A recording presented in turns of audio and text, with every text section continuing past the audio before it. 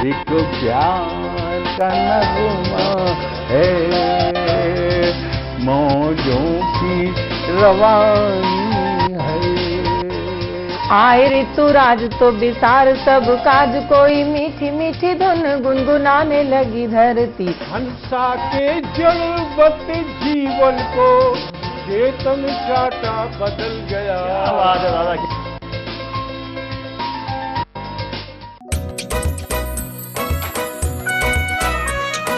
हर पल मस्ती और रंगीन विद सतमोला नमकीन, इससे बेटर है नथिंग। सतमोला नमकीन डिफरेंट टेस्ट है बेमिसाल, पनीर भुजिया भी कमाल, इसके टेस्ट के सब शौकीन। हाँ सतमोला नमकीन, सतमोला स्वीट्स एंड नमकीन, इससे बेटर है नथिंग।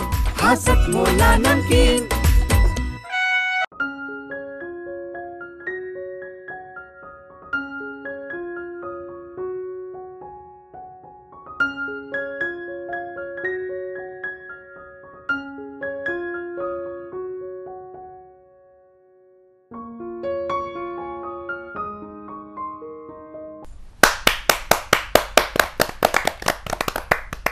सतमोला कवियों की चौपाल में आप सभी दर्शकों का हार्दिक अभिनंदन है। सतमोला कवियों की चौपाल आपकी अपनी चौपाल। सतमोला कवियों की चौपाल 18 वर्ष से चला आ रहा निरंतर चलता हुआ काव्य अनुष्ठान है, जिसमें आप और हम सब मिलकर के अपनी अपनी आहुति डालते हैं।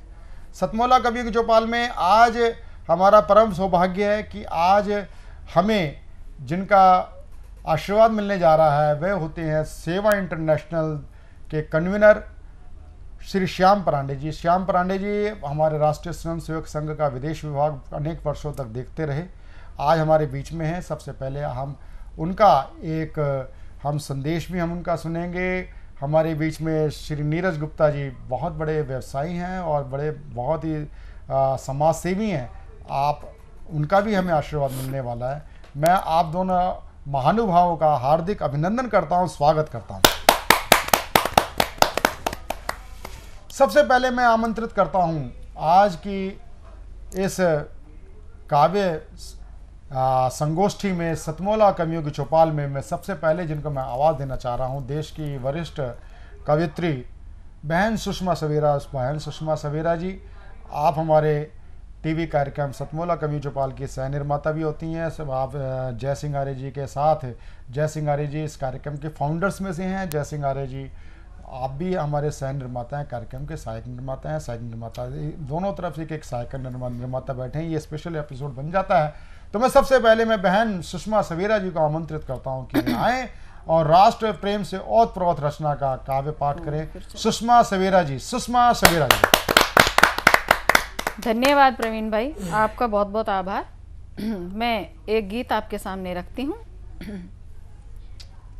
प्यार का एक पल तुझ संग जी के, मैं तो खुद को हार गई। वाह वाह।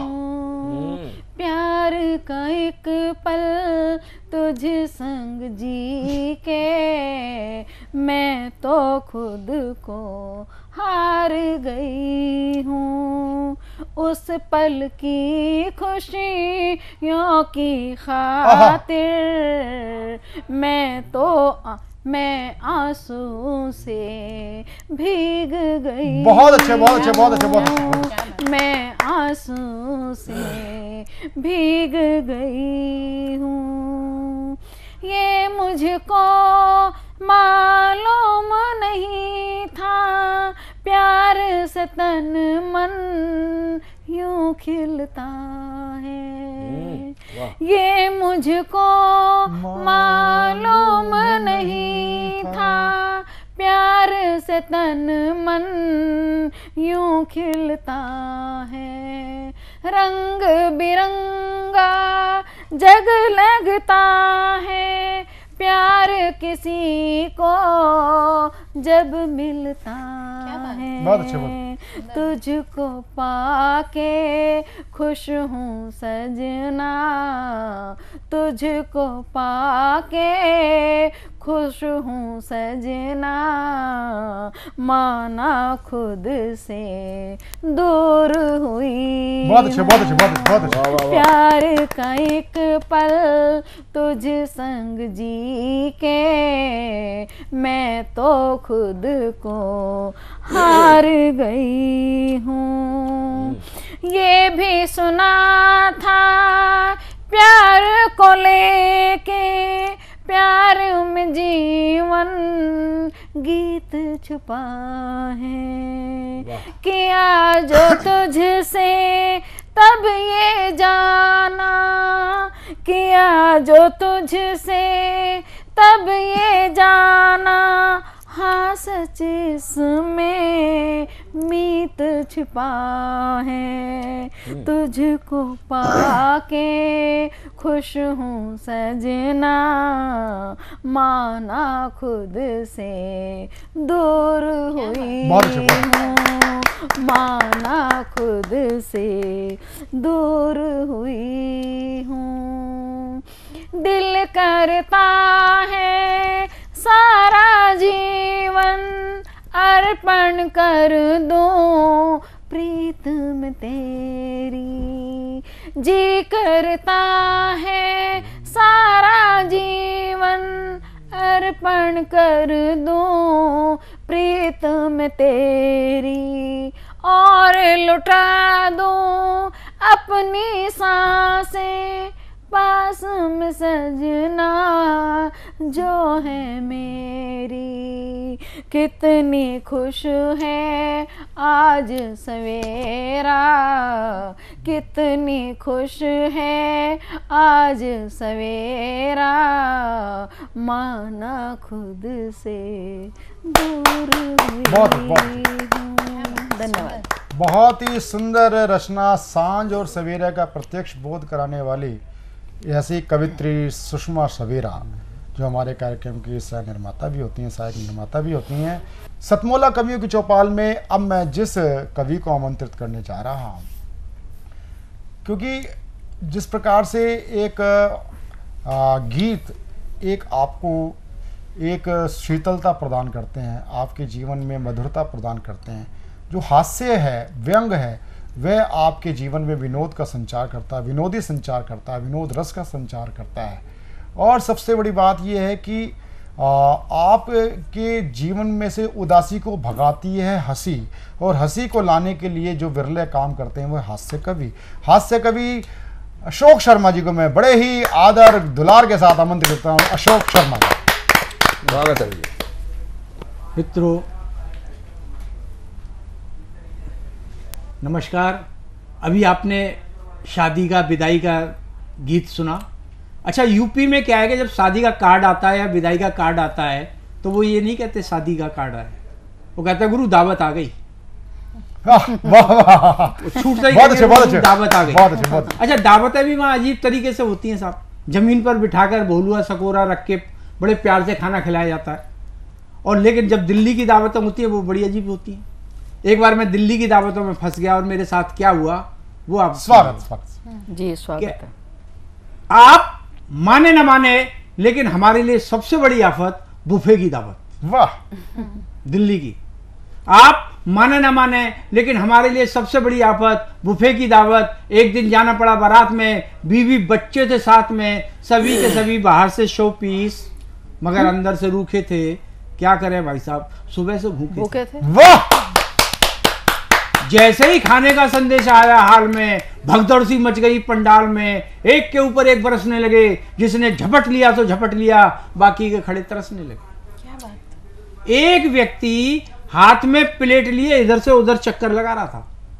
एक व्यक्ति हाथ में प्लेट लिए इधर से उधर चक्कर लगा रहा था, खाना लेना तो दूर उसे देख भी नहीं पा रहा था। वाह वाह वाह वाह वाह वाह वाह वाह वाह वाह। बहुत खूब। दूसरा अपनी प्लेट में चावल की तस्तरी झाड़ लाया था। दूसरा अपनी प्लेट में चावल की तस्तरी झाड़ लाया था, उससे कहीं ज्यादा तो अपना कुर्ता फाड़ लाया था। क्या, बहुत खूब। बहुत अच्छे। तीसरी एक महिला थी, जो ताड़ के वृक्ष की तरह तनी थी, उसकी आधी साड़ी पनीर की सब्जी में सनी थी। बहुत अच्छे, बहुत अच्छे। उसे बार बार धो रही थी, पड़ोसन की पहन कर आई थी, इसलिए रो रही थी। चौथा बेचारा गरीब था, लाचार था। चौथा बेचारा गरीब था, लाचार था, इसलिए कपड़े उतार कर पहले से ही तैयार था। बहुत अच्छे, बहुत अच्छे, बहुत अच्छा चित्र है।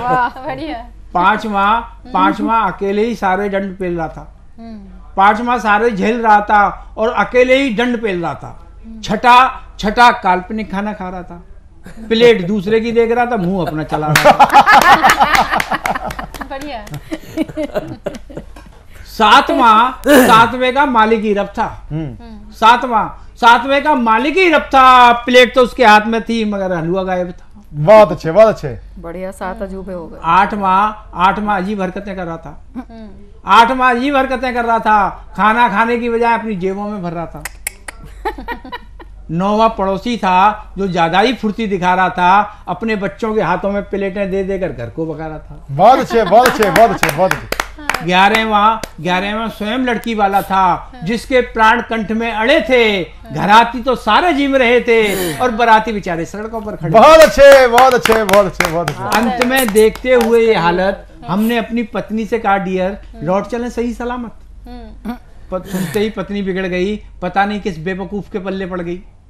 इससे अच्छा तो किसी हट्टे कट्टे से शादी रचाती, कम से कम भूखी तो ना मारी जाती। बहुत अच्छे, बहुत अच्छे। लेकिन इससे शादी रचाकर आज तक अपने मन को कचोट रही हूँ और जिंदगी में पहली बार किसी दावत से भूखी लौट रही हूँ। बहुत अच्छे, बहुत अच्छे, बहुत अच्छे। अशोक शर्मा जी का ये बुफे की दावत एक दृश्य तो है, लेकिन साथ ही साथ बुफे की दावत से पहले उन्होंने गांव की दावत का जो एक दृश्य बताया था।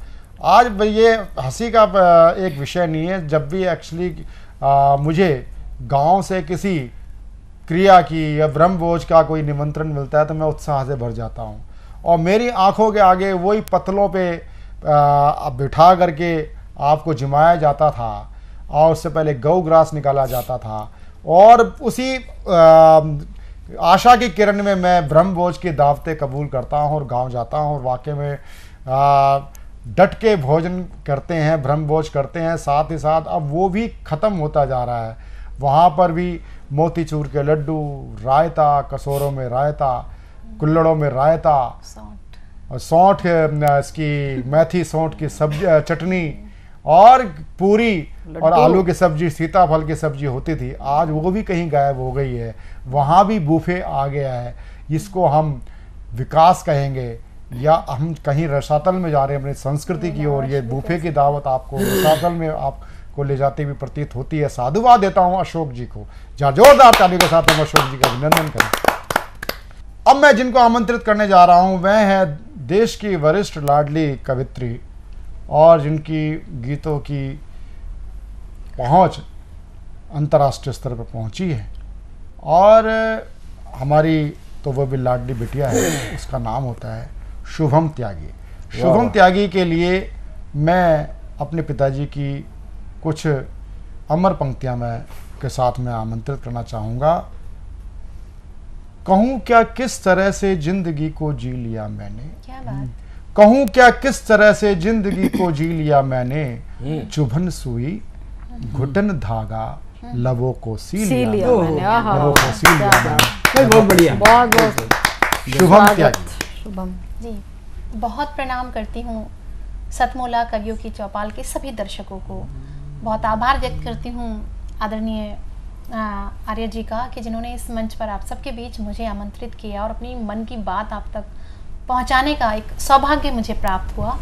मैं एक गजल पढ़ना चाहती हूँ। उससे पहले मेरा एक मुक्तक पढ़ने का मन है, आप अनुमति दें तो मैं स्वागत है। सुनिएगा कि पीड़ाओं का स्वर जागा है, पीड़ाओं का स्वर जागा है, मौन इशारा कर दे। पीड़ाओं का स्वर जागा है, मौन इशारा कर दूंगी। ताकते रहते जितने मुझको, ताकते रहते जितने मुझको, सबको किनारा कर दूंगी। ताकते रहते जितने मुझको, सबको किनारा कर दूंगी। तुमसे मिलना नियति है मेरी, तुमसे मिलना नियति है मेरी, तुम सागर में हूँ नदिया। तुमसे मिलना नियति है मेरी, तुम सागर में हूँ नदिया। प्रतीक्षा के इन आंसू से, प्रतीक्षा के इन आंसू से तुझको खारा करूंगी। प्रतीक्षा के इन आंसू से तुझको खारा कर दूंगी। और एक गजल मेरा सुनाने का मन है, और ये बड़ी प्रसिद्ध भी हुई कोरोना काल में, तो लाइव भी ये बड़ी चली कि मोहब्बत की लड़ाई है, जो होगा देखा जाएगा। मोहब्बत कर ले, इश्क मोहब्बत प्यार, जो होगा देखा जाएगा, यही प्रेमी लोग अक्सर सोचते हैं। सुनिए, मोहब्बत की लड़ाई है, मोहब्बत की लड़ाई है, जो होगा देखा जाएगा। तबीयत तुझ पे आई है, जो होगा देखा जाएगा। तबीयत तुझ पे आई है, जो होगा देखा जाएगा। और जी, और इस गजल का एक और शेर की, यहाँ तैयार बैठा है, यहाँ तैयार बैठा है, जो मेरी जान लेने को। यहाँ तैयार बैठा है, जो मेरी जान लेने को। उसी पर चाहे आई है, उसी पर चाहे आई है, जो होगा देखा जाएगा। मोहब्बत की लड़ाई बहुत अच्छे, बहुत अच्छे, जो होगा देखा जाएगा। और एक दो शेर और हैं कि जिन्हें मुंह फेर कर जाने, जिन्हें मुंह फेर कर जाने की आदत है जमाने में, जिन्हें मुंह फेर कर जाने की आदत है जमाने में, उसी से लौ लगाई है, उसी से लौ लगाई है, जो होगा देखा जाएगा। वाह वाह, देखा जाएगा। और इस गजल का एक शेर कुछ स्वाभिमानी शेर है। जी जी, बहुत आभार। एक शेर कुछ यूं हुआ कि मैं क्योंकि शिक्षिका भी हूँ, स्कूल कॉलेजों में कितना भी मना कर लो लड़के लड़कियों को साथ बैठने के लिए, वो बैठते जरूर हैं। ऐसे ही कोरोना काल में भी रहा कि लोगों को रोका गया, टोका गया कि साथ नहीं बैठना है, घूमना नहीं है, तब भी वो बैठे। वो क्या सोचते हैं, तब एक शेर रखती हूँ, सुनिएगा। जहाँ महफिल सजाने पर, जहाँ महफिल सजाने पर सजाएं रोज होती हैं, जहाँ महफिल सजाने पर सजाएं रोज होती हैं, मगर हमने सजाई है, मगर हमने सजाई है, जो होगा देखा जाएगा। देखा जाएगा। यहाँ गीले हैं मिट्टी के, यहाँ गीले हैं मिट्टी के खिलौने, और बस्ती में यहाँ गीले हैं मिट्टी के खिलौने, और बस्ती में शुभम बरसात आई है, शुभम बरसात आई है, जो होगा देखा जाएगा। मोहब्बत की लड़ाई है, जो होगा देखा जाएगा। बहुत आभार, धन्यवाद, जय हिंद। शुभम ने जो गीत सुनाया और इसमें जो होगा देखा जाएगा, ये तो गीत उनके बहुत ही अंदर के पूरा जो क्या नाम एक अंतस निकाल के रख दिया। लेकिन साथ में इस अंतस के साथ साथ एक बात और आ जाती है, वीर रस के कवियों को कहना चाहूँगा, वो कविताओं में तो पाकिस्तान को उड़ा देते हैं, फिर उसके बाद अगर क्या नाम पीछे से कहीं टिप्पणी आती है कि चलो आओ बॉर्डर पे चलते हैं, तो उनकी घिघी बन जाती है। तो उनका यही भावना चाहिए, अगर वीर रस की कविता करते हो, ओज की कविता करते हो, तो जो होगा देखा जाएगा।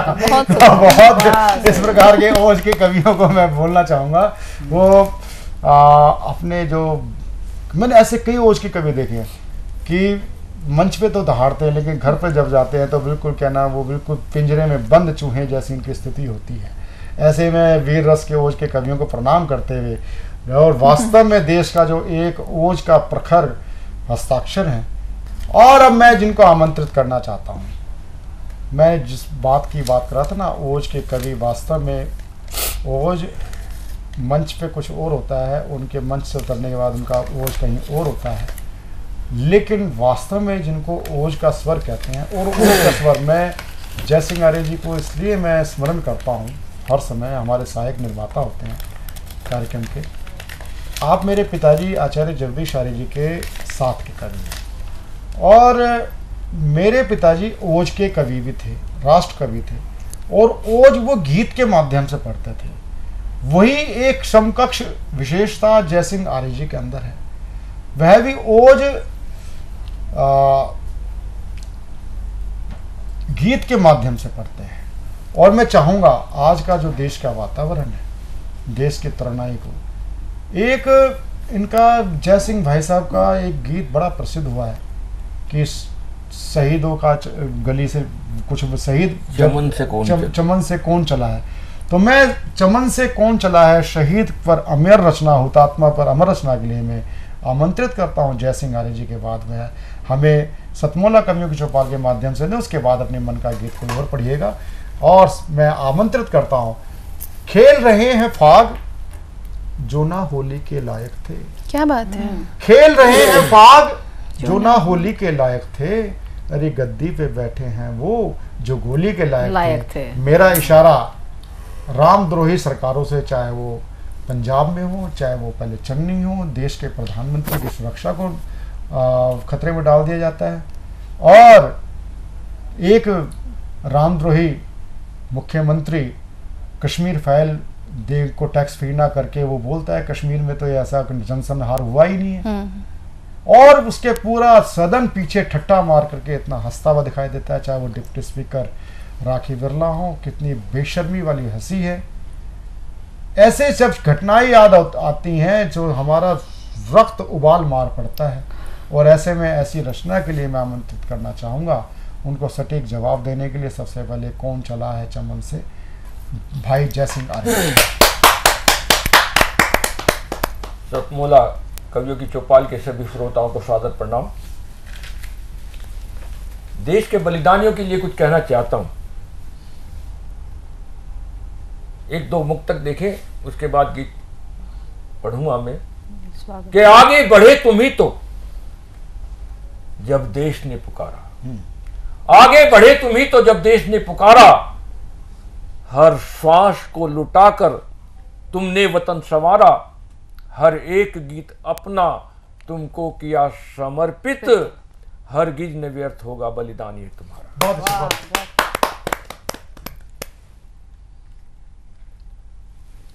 चार पंक्तियां और देखें। खून से जिसने कहानी लिख दी, वाह बहुत बढ़िया, और दरिया की रवानी लिख दी, देश क्यों उसको भुला दे जिसने देश के नाम जवानी। बहुत अच्छा।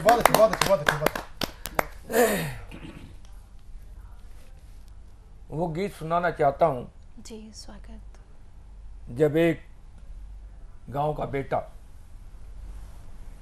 हम सब की रक्षा के लिए अपना सर्वस्व लौटाकर तिरंगे में लिपटकर अपने गांव में आता है, तो गांव का वातावरण किस प्रकार का हो जाता है। स्वागत। चमन से कौन चल दिया। आहा, कली कली उदास है कि रो पड़े हैं गांव तो गली गली। आहा, क्या बात। रो पड़े हैं गांव तो गली गली उदास है। गगन की आँख नम हुई, धरा हृदय दहल गया। आहा, बहुत ये किसके गम की आँच में पत्थर का दिल पिघल गया। के पीटती है सर नमाज, आरती उदास है। आहा, चमन से कौन चल दिया। कली कली उदास है कि रो पड़े हैं गांव तो गली गली उदास। कि चला गया है बागबा, सुमन हुए अनाथ है। उजाले सत्य तथ्य के न आज साथ साथ है। दिवस भी रो रहा यहाँ कि रात भी उदास है। चमन से कौन चल दिया। कि चला जिए जो देश के लिए, आहा, उन्हें प्रणाम कीजिए। मरे जो देश के लिए, उन्हें सलाम कीजिए। उन्हीं बहादुरों का ही ऋणी हर एक सांस है। बहुत सुंदर। कली कली उदास है कि रो पड़े हैं गांव तो गली गली उदास। बहुत ये थे डॉक्टर जयसिंह जी जो मैंने बात कही।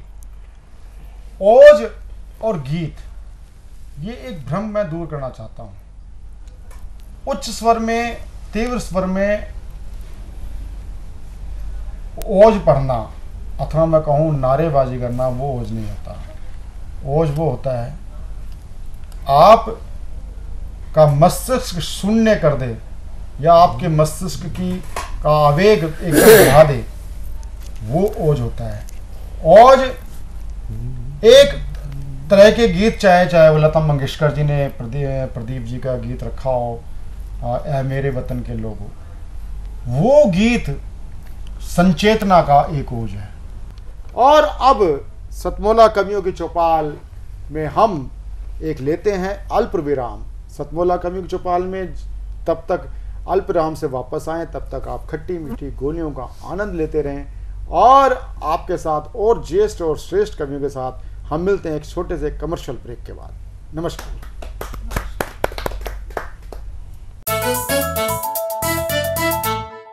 जितना जी में आए खाओ, बस खाते ही खाते जाओ। डरने की क्या बात है जब सतमोला साथ है। टेस्ट है इसका सबसे निराला, हर दिल पर जादू कर डाला। स्वाद स्वाद में जमकर खाया, सतमोला ने खूब बचाया। खाने से डरता है क्या? सतमोला। नमस्कार, सतमोला कवियों की चौपाल में एक बार पुनः कमर्शियल ब्रेक के बाद आपका स्वागत है। सतमोला कवियों की चौपाल, आपकी अपनी चौपाल। सतमोला कवियों की चौपाल में अब मैं जिन एक उम्दा शायर को मैं आपके सामने प्रस्तुत करने जा रहा हूँ, वह हमारे बहुत ही पुराने हमारे साथ जुड़े हुए शायर हैं और देश के नामचीन शायरों में से जिनका नाम होता है, उनका नाम होता है अरुण साहिबाबादी जी। अरुण साहिबाबादी जी अपनी शायरी में अगर आप इनको सुनेंगे तो आप रस खान की आप इनके अंदर छवि देखेंगे। तो आज ये अरुण साहिबाबादी जी लेके आ रहे हैं बहुत ही बेहतरीन गजल राम मंदिर के ऊपर लेके आ रहे हैं। राम मंदिर पर क्या एक शायर सोचता है। जहाँ जोरदार तालियों के साथ हम स्वागत करें अरुण साहिबाबादी। मित्रों, राम मंदिर पर एक गीत प्रस्तुत कर रहा हूँ, सुनिएगा। और इसमें राम मंदिर हमसे क्या कह रहा है और हमसे क्या अपेक्षा रखता है, ये देखिएगा। जितना बाहर हूँ इतना ही अंदर हूँ मैं, जितना बाहर हूँ इतना ही अंदर हूँ मैं, राम मंदिर हूँ मैं, राम मंदिर हूँ मैं, राम मंदिर हूँ मैं, राम मंदिर हूँ मैं। इसका ना और है ना कोई छोर है, बढ़ते जाओ अभी और है, इसका ना और है ना कोई छोर है, बढ़ते जाओ अभी और है, आस्थाओं का कोई समंदर हूँ मैं, राम मंदिर हूँ मैं, राम मंदिर हूँ मैं। अपने हाथों से इसने बनाया मुझे, अपनी मेहनत से उसने सजाया मुझे, अपने हाथों से इसने बनाया मुझे, अपनी मेहनत से उसने सजाया मुझे, इस वजह से ही तो इतना सुंदर हूँ मैं, राम मंदिर हूँ मैं, राम मंदिर हूँ मैं। और देखिएगा मित्रों, इस जगह टंग गई उस जगह टंग गई, मेरी तस्वीर अब हर जगह लग गई, इस जगह टंग गई उस जगह टंग गई, मेरी तस्वीर अब हर जगह लग गई। कल अकेला था पर आज लश्कर हूँ मैं, राम मंदिर हूँ मैं, राम मंदिर हूँ मैं, राम मंदिर हूँ।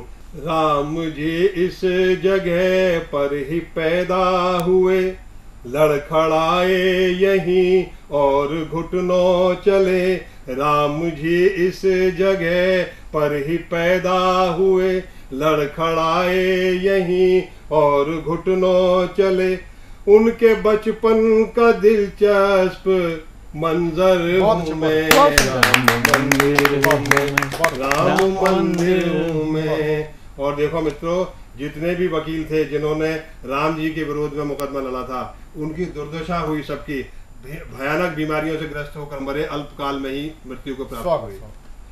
देखो तिल तिल मरे वो सभी नास्तिक, दावा करते थे जो राम है काल्पनिक, देखो तिल तिल मरे वो सभी नास्तिक, दावा करते थे जो राम है काल्पनिक, उन वकीलों की बहसों का उत्तर हूँ मैं, राम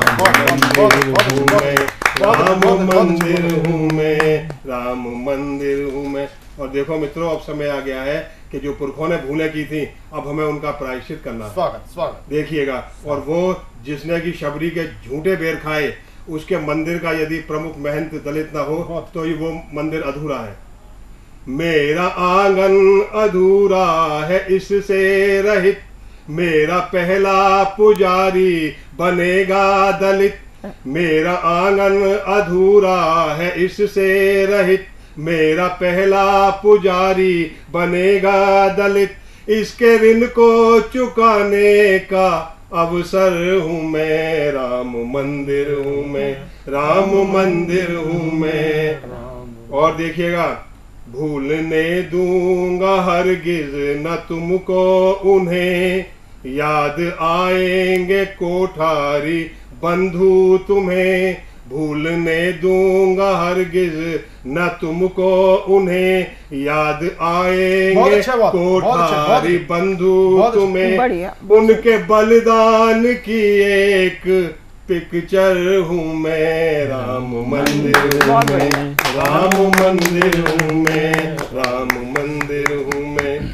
जिसमें हिंदू ही सारी जगह पाएगा, एक दिन अपना वो राष्ट्र बन जाएगा जिसमें हिंदू ही सारी जगह पाएगा। एक दिन अपना वो राष्ट्र बन जाएगा, उसके आधार का पहला पत्थर हूँ मैं, मंदिर हूँ मैं, राम मंदिर हूँ मैं, राम मंदिर हूँ मैं। राष्ट्र हिंदू बनेगा तो छा जाऊंगा, मुस्लिमों से सुरक्षा मैं पा जाऊंगा। राष्ट्र हिंदू बनेगा तो छा जाऊंगा, मुस्लिमों से सुरक्षा मैं पा जाऊंगा। वरना कुछ साल में फिर से खंडर हूँ मैं, राम मंदिर हूँ मैं, राम मंदिर। बहुत अच्छे अरुण साहिबाबादी जी ने बहुत शानदार एक प्रभु श्री राम के भव्य मंदिर पर जो रचना पाठ किया, उसके साथ जो उनके भाव निहित थे वो ये सीधा सीधा कहते हैं। अभी आपने देखा, अभी कल ही देश की राजधानी जहांगीरपुरी में आलमबाग के पास जिस प्रकार से हनुमान जन्मोत्सव पर पथराव किया गया, ये मानसिकता केवल एक जगह की नहीं पूरे देश की, और ये खासकर उस जगह भी देखिए ये ऐसी पथराव की और हिंसा की घटनाएं वहीं क्यों हो रही हैं जहां पर राम भक्तों की सरकार नहीं है, जहां पर क्या नाम वेटिकन की सरकार है, जहां पर क्या नाम बादशाही अकबरुद्दीन की सरकार है, वहां पर ही इस प्रकार की घटनाएं हो रही हैं।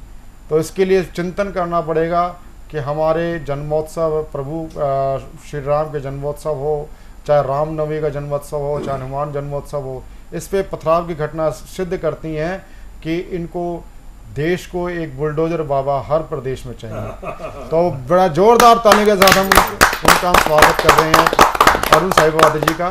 अरुण साहिबाबादी जी के बाद अब मैं जिन एक कवित्री, वरिष्ठ कवित्री हमारे बीच में है, उन कवित्री का नाम होता है उमा गिडलियाल। उमा गिडलियाल जी आज हमारे बीच में श्रीनगर से हमारे बीच में पधारी हैं, उत्तराखंड श्रीनगर से। बहुत ही आपका हार्दिक स्वागत है। आपके लिए मैं दो पंक्तियां निवेदित करना चाहूँगा। दो पंक्तियों के साथ आपको मैं आमंत्रित करना चाहूँगा।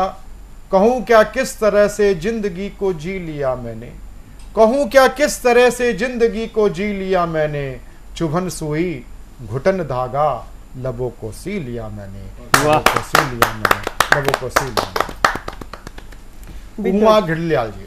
विद्वज्जनों, जीवन को अभिनय का मंच कहा गया है और यहाँ हम आते हैं अपने अपने हिस्से का अभिनय करके और फिर हमें जाना होता है। अनवरत प्रभाव जो है इस रंगमंच का चलता रहता है। इसी पर मैंने दो पंक्तियाँ लिखी हैं जो आप सब लोगों के सम्मुख प्रस्तुत है। स्वागत। पर्दा उठता है, पर्दा गिरता है, पर्दा उठता है, पर्दा गिरता है, पर्दे के उठने गिरने से ही जीवन चलता है, पर्दा उठता है, पर्दा गिरता है। और जीवन के इस रंग मंच के भाई कई कई है रंग, हर जीवन के इस रंग मंच के कई कई है रंग, और कई कई है रंग, कई कई है ढंग, और कई कई है रंग, और कई कई है ढंग। इन रंगों ढंगों पर ही जीवन सजता है, इन रंगों ढंगों पर ही जीवन सजता है। पर्दा उठता है, पर्दा गिरता है, पर्दे के उठने गिरने से ही जीवन चलता है, पर्दा उठता है, पर्दा गिरता है। कोई उठ उठ गिरता है, कोई गिर गिर उठता है, कोई उठ उठ गिरता है, कोई गिर गिर उठता है, कोई उठ उठ गिरता है, कोई गिर गिर उठता है। इस उठने गिरने में ही जीवन बढ़ता है, बहुत अच्छे, बहुत अच्छे, बहुत अच्छे, बहुत अच्छे। उठने गिरने में ही जीवन बढ़ता है। पर्दा उठता है, पर्दा गिरता है, और कभी हंसी की धूप और कभी आंसू के बादल, और कभी हंसी की धूप और कभी आंसू के बादल, कभी हंसी की धूप और कभी आंसू के बादल, इन आंसू बादल में ही जीवन फलता है। इन आंसू बादल में ही जीवन फलता है। पर्दा उठता है, पर्दा गिरता है, पर्दे के उठने गिरने में ही जीवन चलता है। पर्दा उठता है, पर्दा गिरता है, और कभी सुखों की छाया और कभी दुखों की माया, और कभी सुखों की छाया और कभी दुखों की माया, अरे कभी सुखों की छाया और कभी दुखों की माया, इस छाया माया में ही जीवन पलता है। बहुत अच्छा। इस छाया माया में ही जीवन पलता है। पर्दा उठता है, पर्दा गिरता है, पर्दे के उठने गिरने में ही जीवन चलता है। पर्दा उठता है, पर्दा गिरता है, और कभी आशा का भोजन और कभी निराशा की भूख, और कभी आशा का भोजन और कभी निराशा की भूख, कभी आशा का भोजन और कभी निराशा की भूख, इस भूख और भोजन में ही जीवन पलता है। इस भूख और भोजन में ही जीवन पलता है। पर्दा उठता है, पर्दा गिरता है, पर्दे के उठने गिरने में ही जीवन चलता है। पर्दा उठता है, पर्दा गिरता है। बहुत अच्छे उमा जी, बहुत अच्छे। आपका ये गीत जीवन का एक दर्शन था। जीवन के दर्शन पर आपकी इतनी शानदार प्रस्तुति के लिए मैं आपको साधुवाद देता हूँ। सतमोला कवियों की चौपाल से आपका हार्दिक अभिनंदन। अब मैं जिस शायर को आमंत्रित करने जा रहा हूँ, उनके कई म्यूजिक एल्बम आ चुके हैं उनके गज़लों के, और हमारे बीच में हमारे बीच में बहुत दूर पंजाब से हमारे बीच में पधारे हैं श्री मनोज फगवाड़वी जी। मनोज फगवाड़वी जी फगवाड़ा से हमारे बीच में पधारे हैं। इनके कई म्यूजिक एल्बम आ चुके हैं और म्यूजिक एल्बम के साथ साथ आज मैं उनकी एक प्रसिद्ध गज़ल के लिए, हिंदी गज़ल के लिए मैं उनको आमंत्रित करने जा रहा हूँ। मनोज फगवाड़वी जी, जरा जोरदार तालियों के साथ हम स्वागत करें उनको। सबसे पहले प्रवीण राय जी का बहुत बहुत धन्यवाद, जो हमें दूसरी बार इस चैनल पर बुला रहे हैं। तो पहले मैं अपनी एक गज़ल का शेर सुनाऊंगा, उसके बाद फिर पूरी गज़ल सुनाऊंगा। आदमी को आदमी से प्यार होना चाहिए, आदमी को आदमी से प्यार होना चाहिए, हर बशर में प्रभु का दीदार होना चाहिए। बहुत अच्छे, बहुत अच्छे। हर बशर में प्रभु का दीदार होना चाहिए। और शेर, गज़ल का शेर है, हर घड़ी ही सरूर होता है, हर घड़ी ही सरूर होता है, कब तू इस दिल से दूर होता है। हर घड़ी ही सरूर होता है, कब तू इस दिल से दूर होता है। जान देता है प्यार में आशिक, जान देता है प्यार में आशिक, नाम उसका जरूर होता है, नाम उसका जरूर होता है। कहता हुस्न वाले बड़े हैं दुनिया में, हुस्न वाले बड़े हैं दुनिया में, कम है जिनको गरूर होता है, कम है जिनको गरूर होता है। और अगला शेर सुना, झूठ बोलो या सच कहो यारो, झूठ बोलो या सच कहो यारो, इश्क में भी फतूर होता है, इश्क में भी फतूर होता है। टूटता है और भी बहुत कुछ इसमें, टूटता है और भी बहुत कुछ इसमें, जब भी एक ख्वाब चकनाचूर होता है। बहुत अच्छे, बहुत अच्छे, ख्वाब चकनाचूर होता है। और अगला शेर सुनिए, देखता है नजर भर कर जब वो, देखता है नजर भर कर जब वो, हल्का हल्का सरूर होता है, हल्का हल्का सरूर होता है। रात भर नींद किसको आती है, रात भर नींद किसको आती है, जब कोई खास दूर होता है, जब कोई खास दूर होता है। और अगला शेर सुनिए, उसकी करता है बंदगी जो भी, उसकी करता है बंदगी जो भी, उसके चेहरे पे दूर होता है। और मक्ता पेश है सर, मन की बातें मनोज की सुनकर, मन की बातें मनोज की सुनकर, कुछ तो दिल में हजूर होता है, कुछ तो दिल में हजूर होता है। बहुत बहुत धन्यवाद। बहुत बहुत आभार मनोज जी। हमारे मनोज जी अखिल भारतीय साहित्य परिषद पंजाब प्रदेश के आप संयोजक भी होते हैं, और अखिल भारतीय साहित्य परिषद में वहाँ पर आप हिंदी की आप अलग जगा रहे हैं। मैं आपका हार्दिक अभिनंदन करता हूँ श्री मनोज कवि जी।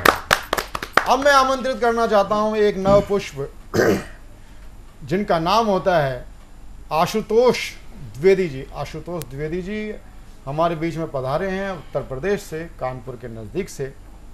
बहुत ही श्रृंगार के आप बहुत अच्छे कवि हैं, तो मैं आमंत्रित करता हूं एक नए पुष्प को जरा जोरदार ताली के साथ आप उनको आशीर्वाद प्रदान करें।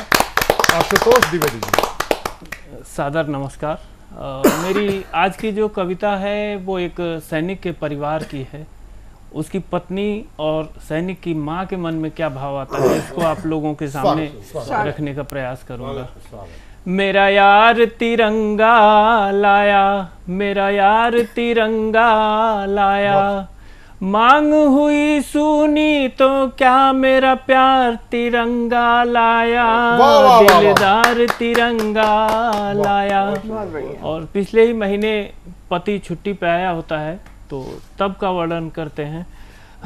पिछले महीने साथ था मेरे, पिछले महीने साथ था मेरे, कहने लगा सौभाग्य है मेरे, भारत माँ की सेवा में हूँ, इस धरती का निगहबान मैं हूँ।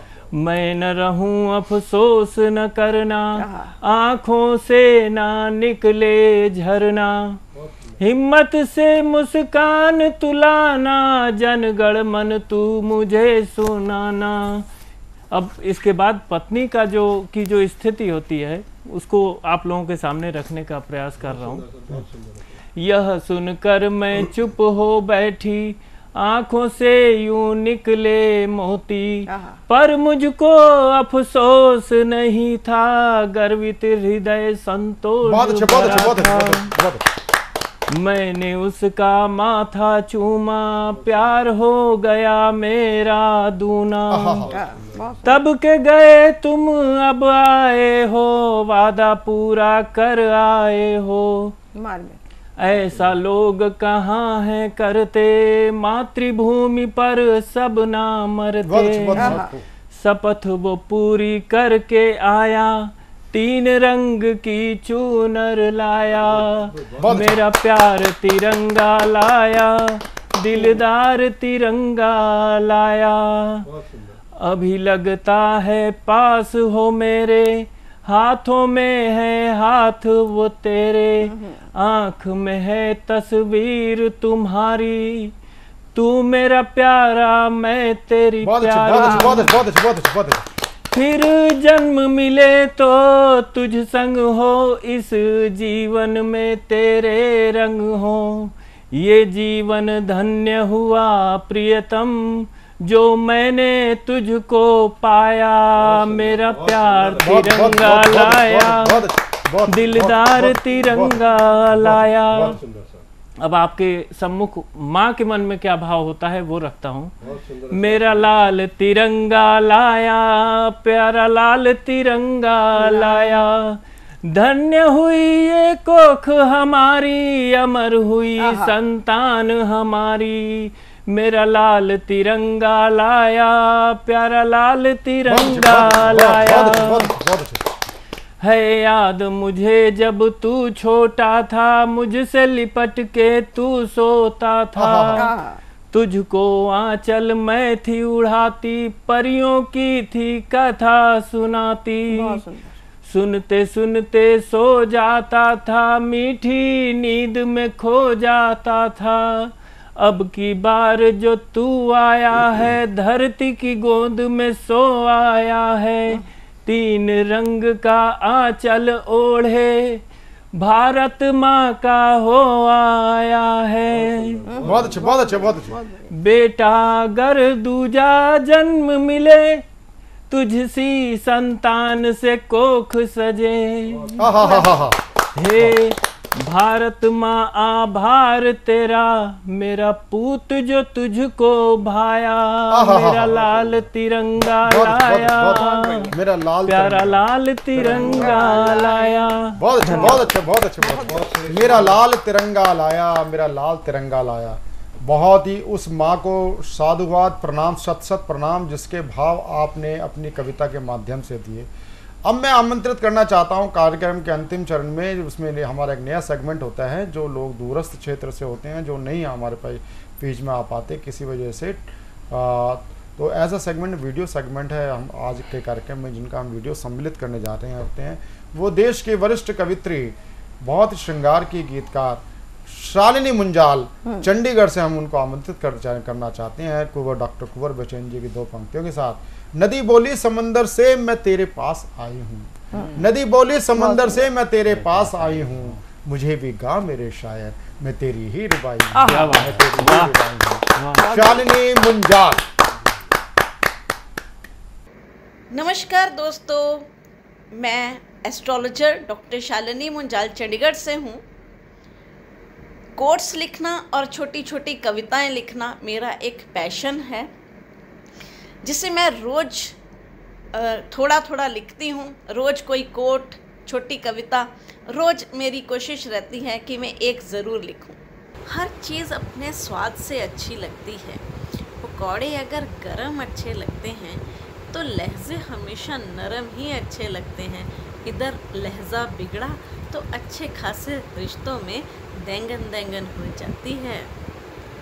प्यार हो, दोस्ती हो या कोई भी रिश्ता, ये हर रूप में खूबसूरत लगते हैं। चाहे मिठास हो, लड़ाई हो या जुदाई हो, हर रूप में ये खूबसूरत दिखते हैं। पर ऐसे में खुशकी अधिक नहीं होनी चाहिए, क्योंकि जहाँ रिश्तों में, प्यार में खुशकी अधिक देर के लिए हो जाती है, रिश्ते हमेशा के लिए खुश्क हो जाते हैं। रिश्ते हों, प्यार हो या दोस्ती, इन सब डोरों का मांझा भरोसा ही है। जहाँ ये भरोसा कमज़ोर पड़ने लगता है, इन सब की डोरें कमज़ोर होकर टूटने लगती हैं। बात बड़ी छोटी सी है, पर एक छोटी सी पते की बात बताती हूँ मैं। अच्छी से अच्छी चाहत ख़त्म हो जाती है अगर धोखा हो जाए तो, परंतु अगर शिद्दत से जमे रहो तो विश्वास मानो, सामने वाला चाहे तुम्हें उतनी शिद्दत से चाहे या ना चाहे, पर खोना तुम्हें कभी नहीं चाहेगा। अपना अपना तरीका है ज़िंदगी जीने का। कोई तुम्हारी एक गलती का इंतज़ार कर रहा होता है तुम्हें छोड़ने के लिए, और कोई निभाने के लिए अपनी आखिरी सांसों का।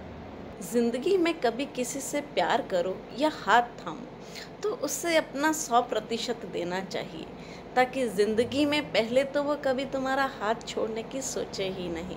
अगर कभी सोचे भी किसी और का हाथ थामने, तो उसे घाटे का सौदा लगना चाहिए। अपने से अधिक प्यार, अपने से अधिक अहमियत या अपने से अधिक सम्मान तुम कभी भी किसी को दे दोगे तो यकीन मानो दोस्तों, वही तुम्हारी इज्जत की एक दिन धज्जियाँ उड़ा देगा। आँखों की कमज़ोरी सिर्फ नज़रें या रोशनी नहीं होती, वो लोग भी होते हैं जिन्हें देखकर ये खुश हो जाती हैं और मुस्कुरा उठती हैं। बहुत ही शानदार शालिनी मुंजाल जी ने अपनी कविता पाठ किया। आपको शालिनी जी बहुत बहुत आपका आभार, आपने हमारे कार्यक्रम में शामिल हुई। सतमौला कवियों की चौपाल में आप अभी तक देख रहे थे देश के वरिष्ठ और ज्येष्ठ कवियों के साथ नए पुष्पों को, और आपको ये हमारा सतमौला कवियों की चौपाल कैसा लगता है, आप हमें अपनी राय टीवी स्क्रीन पर चल रहे नंबर 9711182183 9711182183 पर आप हमने अपनी राय दे सकते हैं।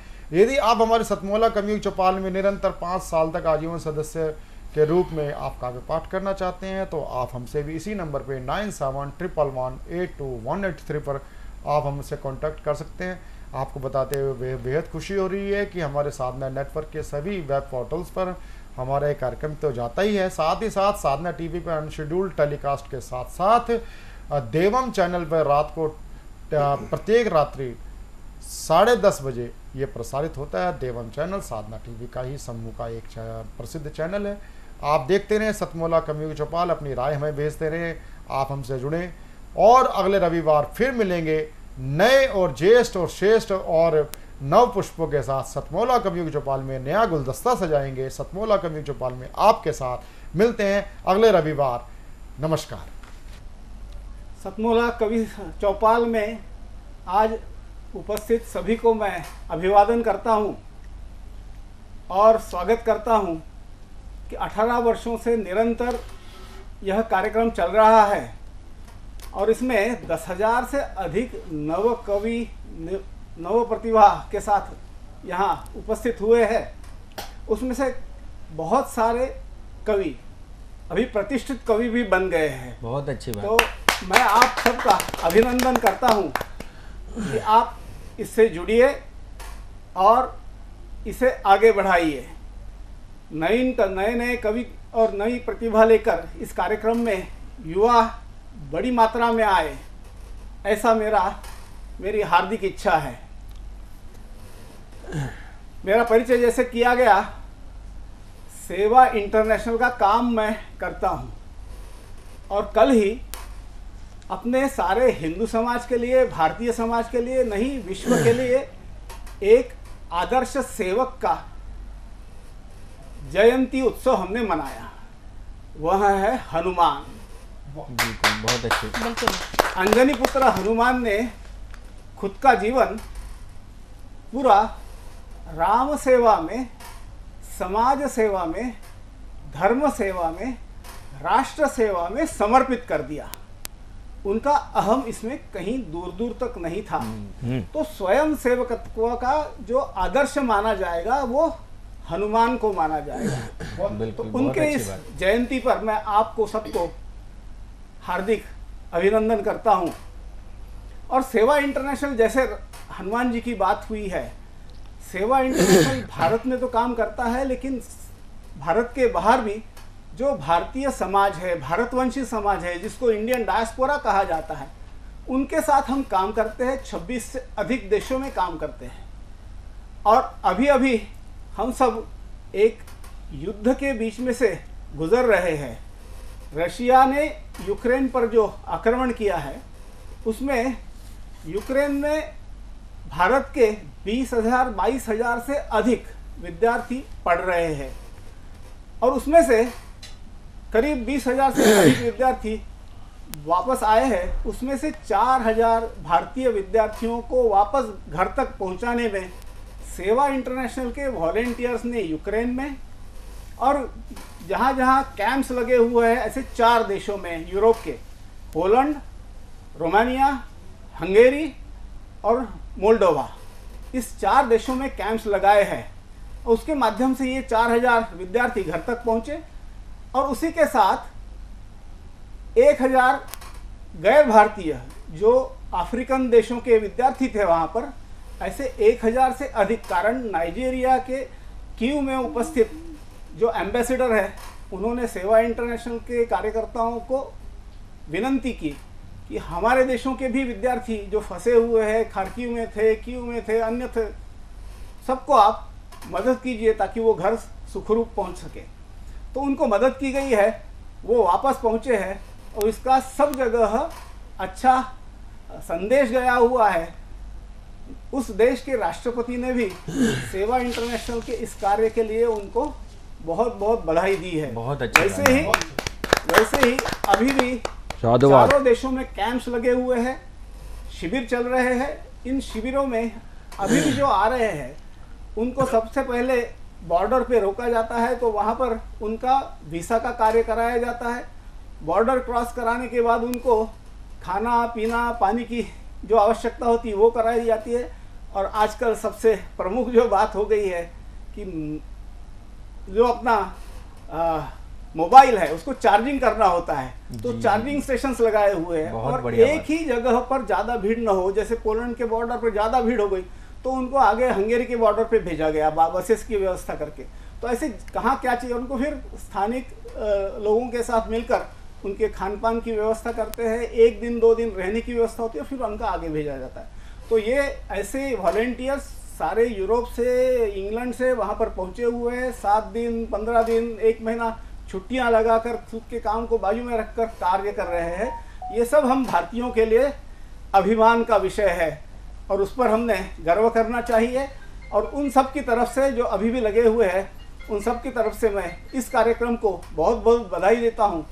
विथ कमेंट, एक छोटा सा संदेश कि भारतीय प्रतिभा सकारात्मक रही है।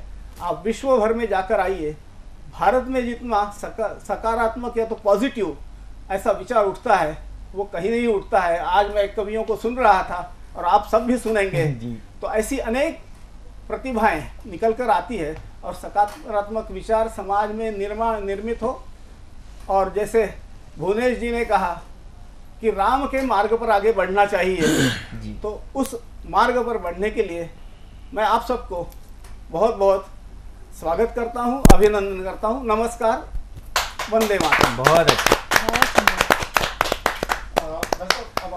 मेरे दाहिनी ओर बैठे हैं नीरज गुप्ता जी, जिनका परिचय यदि देने लगूं तो शायद एक बहुत लंबा परिचय हो जाएगा, एक पूरा एपिसोड चला जाएगा। बहुत छोटे में, बहुत संक्षिप्त में उनका परिचय देता हूं। स्पीडवेल ग्रुप जो देश का एक अग्रणी ग्रुप माना जाता है, व्यापार जगत में जिसने एक बड़ा नाम हासिल किया है, पूरे देश में जो जाना जाता है, आज उसके मैनेजिंग डायरेक्टर हैं आप नीरज गुप्ता जी। और सबसे बड़ी बात, हम सब लोगों के लिए हर्ष का विषय, बहुत सारे क्षेत्रों से जुड़े हुए हैं, चाहे आप उसको फिल्म इंडस्ट्री से ले लें, बहुत सारी फिल्म इंडस्ट्री में इन्होंने बहुत सारी फिल्में बनाई। अभी एक इनकी बड़ी बहुत ही प्रसिद्ध फिल्म जो मैंने स्वयं उसको देखा, बहुत सारे उसके एपिसोडों को हिस्से में, टुकड़ों में इसको जो मैंने अभी देखा इनके मोबाइल पर, जग्गू की लालटेन एक नई फिल्म आने वाली है जिसमें आप इसमें एक भूमिका में भी, महत्वपूर्ण भूमिका में भी हैं। ऐसी बहुत सारी फिल्मों के बनाने वाले, और इन सबसे अधिक खास बात जो है, जन सेवा से जुड़ा हुआ एक ऐसा व्यक्तित्व, समाज सेवा से जुड़ा हुआ एक ऐसा व्यक्तित्व जिसने दिल्ली के अंदर एक ऐसी आदर्श छाप छोड़ी समाज सेवा में।